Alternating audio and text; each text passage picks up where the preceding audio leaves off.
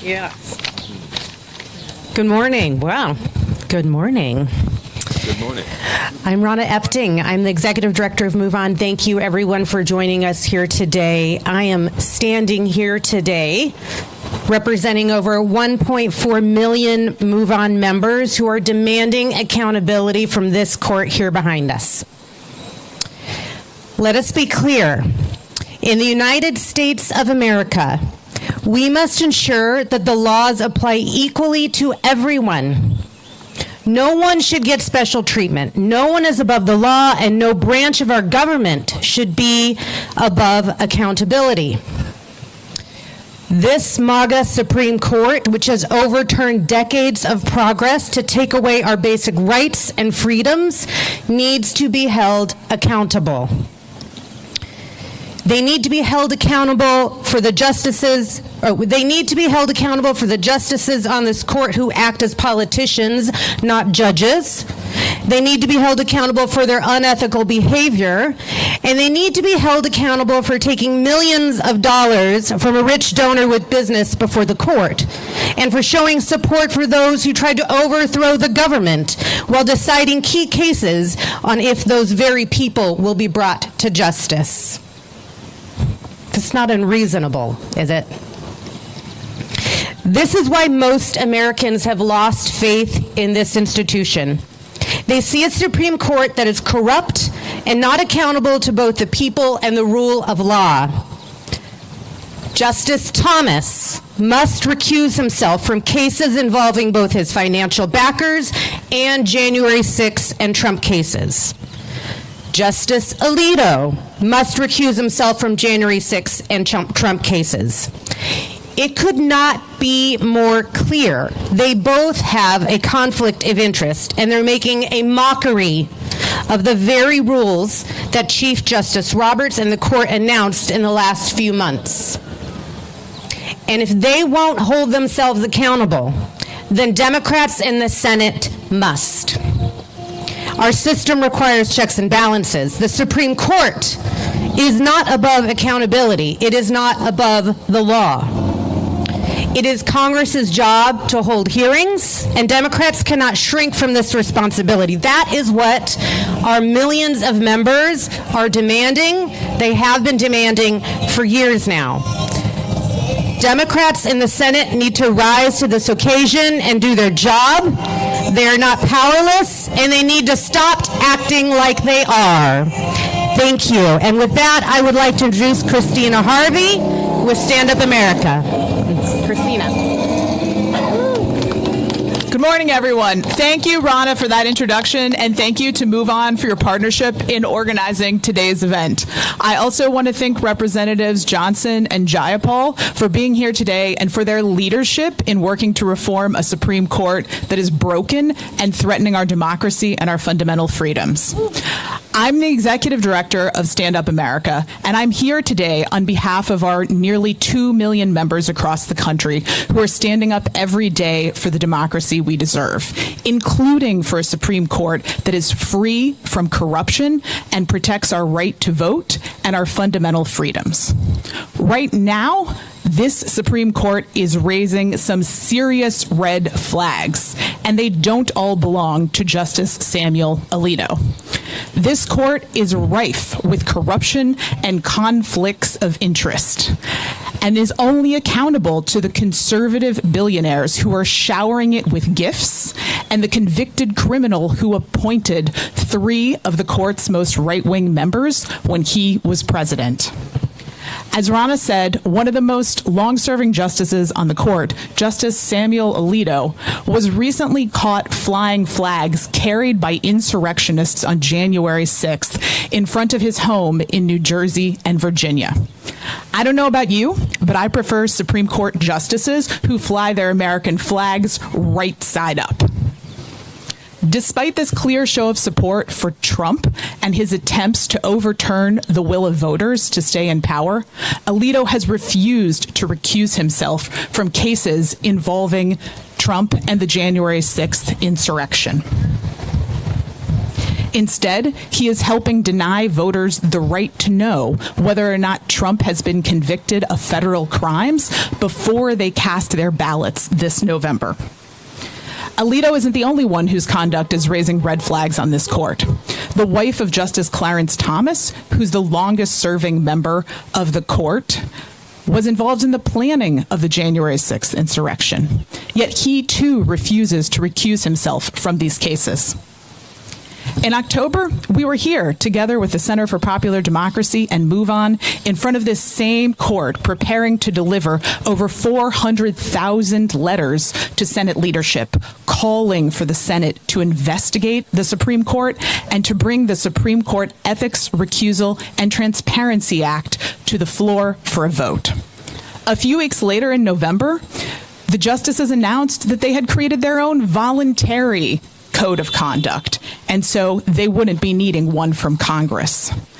It's clear now, based on Alito's refusal to recuse himself from these cases, that that voluntary code of conduct is a complete sham.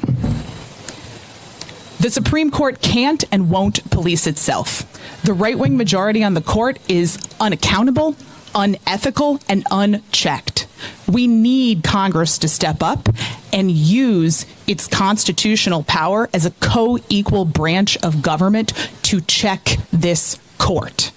That starts with the Senate Judiciary Committee launching a full investigation into Samuel Alito's conduct, complete with hearings. If Alito is going to blame his wife, let him do it under oath. And Senator Schumer bringing an enforceable Supreme Court code of conduct to the floor of the Senate for a vote. It's been 274 days since the Senate Judiciary Committee passed skirt out of committee. It's time to bring it to the floor for a vote now. We need to get every senator on record on where they stand on Supreme Court corruption. The voters deserve to know. So, Leader Schumer, as your constituent and on behalf of the tens of thousands of New Yorkers who are members of Stand Up America, we are asking you to bring an enforceable code of ethics to the floor of the Senate for a vote and to support a full investigation into Justice Alito. We are told that the Senate's agenda is long and the time is short. But I look forward to one day sitting at a college graduation in New York and hearing Senator Schumer tell the story of how he still managed to get it done in 2024 and get every senator on the record on Supreme Court corruption. That comment is so Senator Schumer knows that I'm a real New Yorker. We know about his graduation speeches. We also need to pass Representative Johnson's Term Act, which would implement 18-year term limits for current and future Supreme Court justices. Because insurrectionist flags and voluntary codes of conduct aren't the only things that haven't aged well on the Supreme Court. As a mother, I know that in 18 years, a baby grows up to be a disgruntled teenager. But apparently, in 18 years, a Supreme Court justice grows up to be an angry, disgruntled insurrectionist.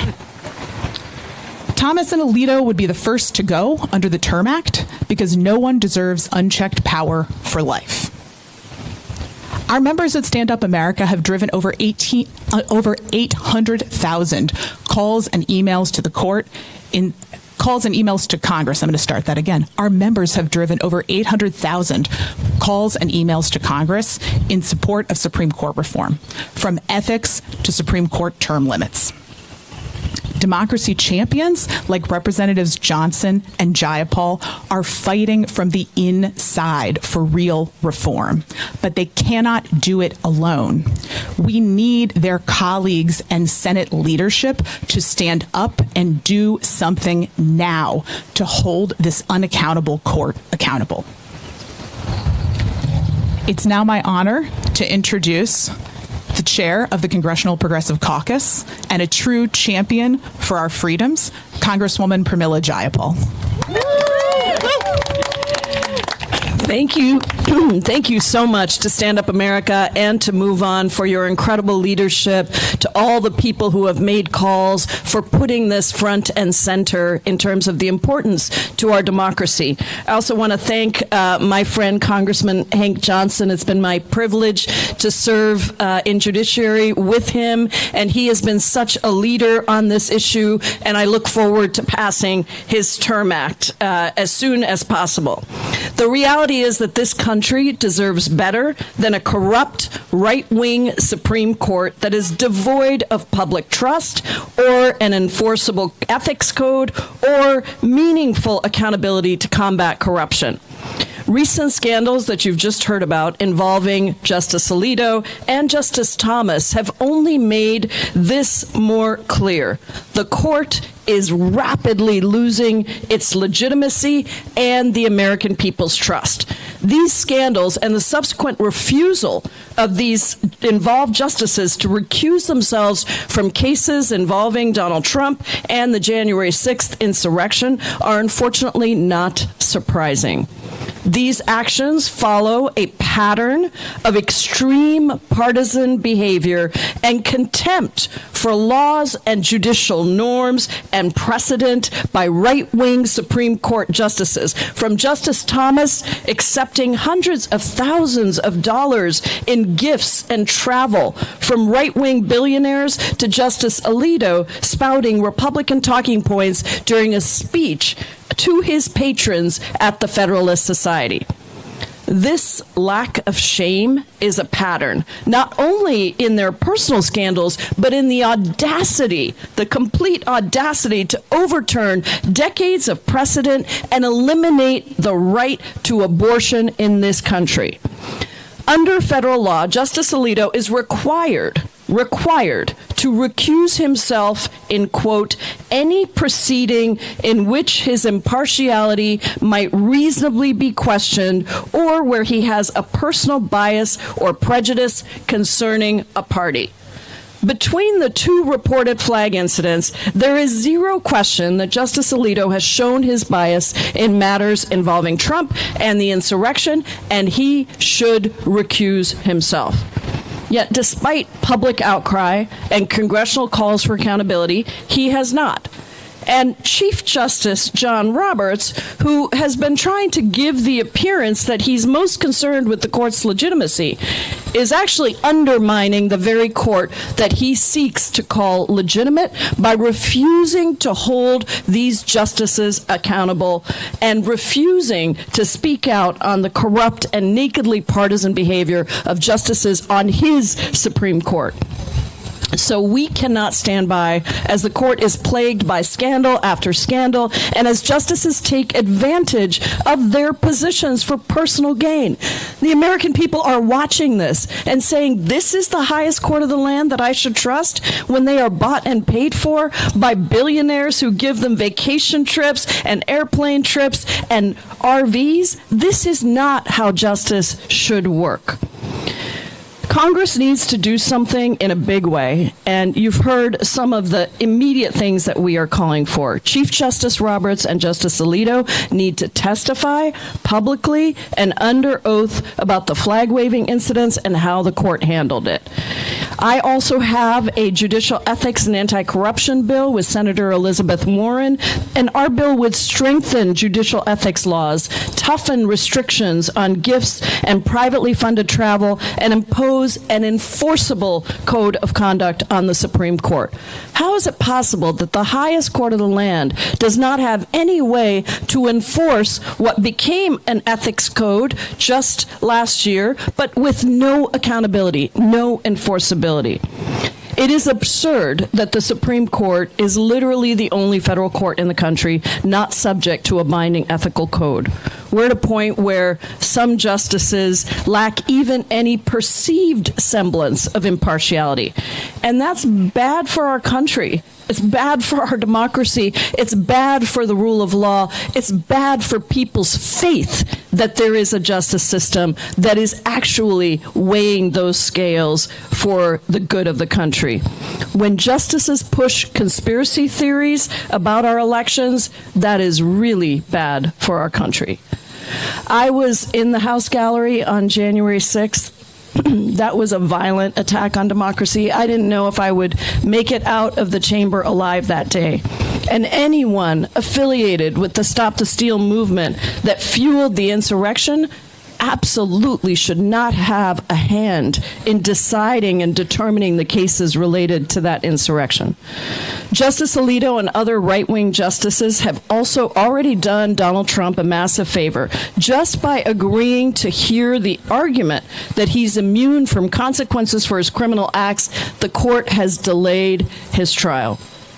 We need to know all the facts about Justice Alito's corruption before he has a chance to do even more damage to our rights and our democracy. Again, I'm so grateful to the groups that are organizing around this, making sure the American people know there is something that can be done. The Senate can act, Congress must act, and we need to make sure that we are holding this Supreme Court accountable. You want me to introduce him? And with that, it's my great honor to introduce my colleague who's been such a champion, such a friend for democracy, Representative Hank Johnson from Georgia. Thank you, Pramila.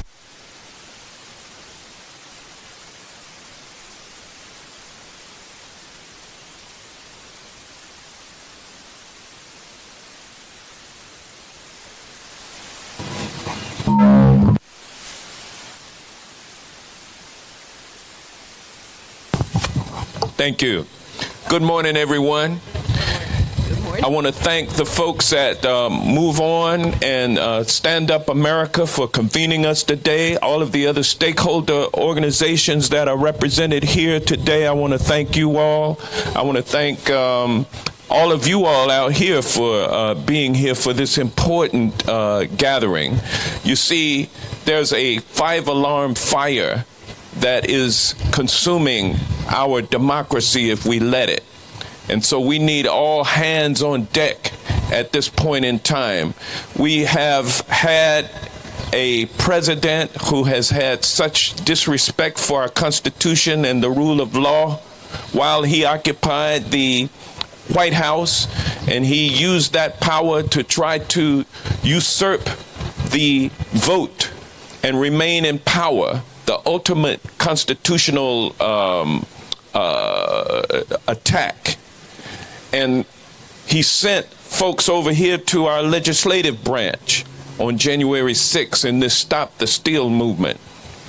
And even after the violent insurrection occurred, we had members of Congress who refused to certify the results of an election that they knew was full and fair and complete.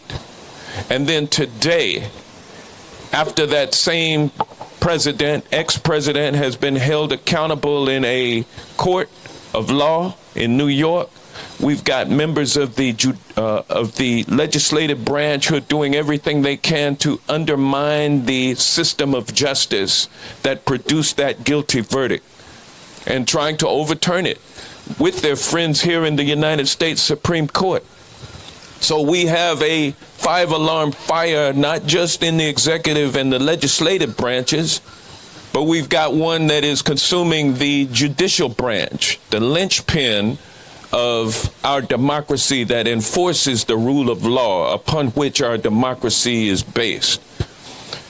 This court has been purchased by those who, the same folks who have given Leonard Leo of the Federalist Society, the largest political contribution in history, $1.6 billion. It was in part a reward for what he has done to capture this court, and it was also seed money to continue those efforts.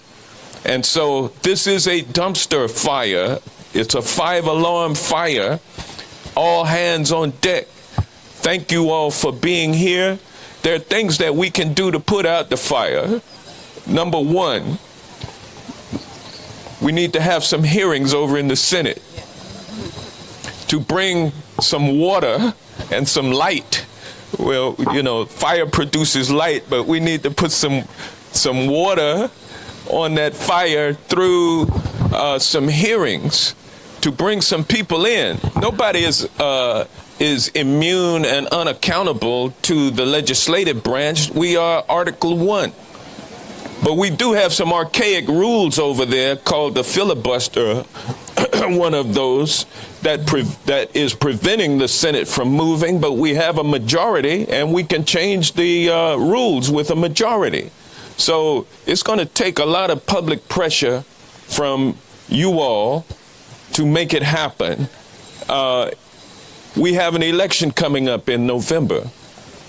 We need to elect representatives and senators who believe that we need to put the dumpster fire out right here at the United States Supreme Court. This is a court that has shown us time and time again that it is moving not in accord with the Constitution and the American people, but in accord with the corporate interests that have purchased it and the ideological forces that bring issues to this court that divide people and put this court in a position to take legislative authority and take executive authority and do what it wants to do, regardless of what the people want to do. So this is a court that is out of control. It's a court that needs to be reined in. We can also pass legislation, the CERT Act, Supreme Court Ethics, Recusal, and Transparency Act, which would put forth a code of conduct that would bind this court, along with an enforcement mechanism to make sure that that code of conduct was adhered to. We can also pass the Term Act, the Tenure Establishment and Retirement Modernization Act, which would impose 18-year term limits on Supreme Court justices. And last but not least, ladies and gentlemen, we can pass the Judiciary Act, which would actually add 4 seats to this court and rebalance it. Those are the things that we need to do in order to restore accountability, restore public trust and confidence in this very important co-equal branch of government, which is now taken more power for itself than the Constitution intended. And with that, ladies and gentlemen, I want to now turn it over to Mr. Jake Falashini, Justice Program Director of Alliance for Justice. Thank you so much, Representative. Thank you. Thank you, Congressman. Thank you, Congressman, for being such an ally in Congress and for all the work that you're doing on this and so many other important issues. Appreciate you. My name is Jake Falaschini. I'm the Justice Program Director at the Alliance for Justice. I want to thank our friends at Move On and at Stand Up America for pulling this event together today. Thank you so much. To our friends in Congress and all our other allies who have joined us here today. Since 1979, the Alliance for Justice has been a leader in advocating for a fair and independent justice system. And we have changed the conversation around the critical importance of the courts. Our 150 member organizations represent a broad array of groups committed to progressive values. At AFJ, we are building progressive power and transforming courts to secure justice for all. But we're here in front of the Supreme Court today because one very conspicuous court isn't living up to our values. Instead, it's eroding faith in the independence and impartiality of the entire justice system. Last year, we learned about the many ways in which Justice Thomas's personal and financial interests influenced his decisions on the court. He must resign. And then roughly 2 weeks ago, we learned that Justice Alito's political biases were literally flagged for the entire nation above not one, but 2 of his homes. Justice Alito knows that he has an obligation to not even appear to be impartial, but he has openly flaunted his biases to the world. How can he swear to protect the Constitution and then stand by as his own home signals support for overturning a fair and democratic election? We all know the truth. He can't. At a bare minimum, Alito needs to recuse himself from all January 6 cases or cases involving President Trump. Alito joins Thomas in being a justice who isn't just partisan, but is willfully degrading the integrity of the entire justice system. Even Justice Roberts has abandoned his duties. He doesn't appear either willing or capable of addressing his colleagues' corruption and abuses of power. Congress cannot wait for the court to act. It must pass and enforce the ethics, transparency, and accountability measures that this court refuses to create for itself. It is more evident than ever just how desperately we need reforms such as an enforceable code of conduct, term limits to rein in the abuses of power, and yes, even potentially expanding the Supreme Court's members. Enough is enough. This is the most disgraceful court in the nation's history, and it is long past time that they were held accountable. Thousands of our members have signed petitions calling for investigations and for structural reform to fix the court. We're grateful to hand over those petitions to the members of Congress today who have shown themselves up to the task. We hope that more of our electeds will follow their leadership and do everything they can to rein in this corrupt Supreme Court. With that, I'm happy to turn over the mic to my old colleague at the Center for American Progress, Maggie Jo Buchanan, who is now the Managing Director of Demand Justice. Thank you so much, Jake. Good morning. As Jake said, my name is Maggie Jo Buchanan, and I am the Managing Director at Demand Justice. Thank you all for being here today, and thank you to Move On and Stand Up for bringing us together. As the speakers before me have made clear, we are at a crucial moment in time. Report after report has revealed deep corruption and partisanship in our nation's highest court, yet the justices continue on unchecked, all while Donald Trump cheers them on. This is not normal, and this is not acceptable. To start, we need an immediate and full-fledged investigation into Alito's conduct, as well as, crucially, the Chief Justice's handling of these serious ethics scandals plaguing the institution he is supposed to serve and represent. The American people deserve answers, yet the justices seem unwilling to take questions. Justice Alito must not be allowed to decide cases related to the election. This is not how our court is supposed to function. How can the public trust justices with clear extremist, partisan leanings to decide the fate of our democracy? A Supreme Court that is wholly unaccountable to anyone but themselves is not an institution that is working for the people any longer. And even before this latest transgression by Justice Alito, the court is in desperate need of reform. It has become insulated from accountability in a way that hurts the everyday Americans who are impacted daily by its rulings. From reproductive rights, to gun violence, to clean air and fair elections, the Supreme Court has stood in the way of the rights and well-being of all of us.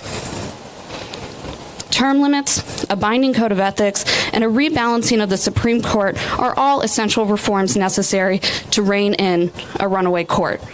But in this moment, it is also critical that Congress shows its willingness to do its job and conduct oversight.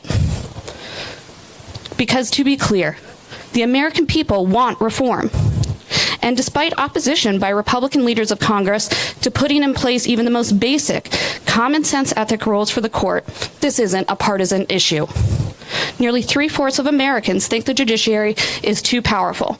And that is a view that is shared by independents, Democrats, and Republicans alike. The legitimacy of the Supreme Court, our democracy, and our country is at stake.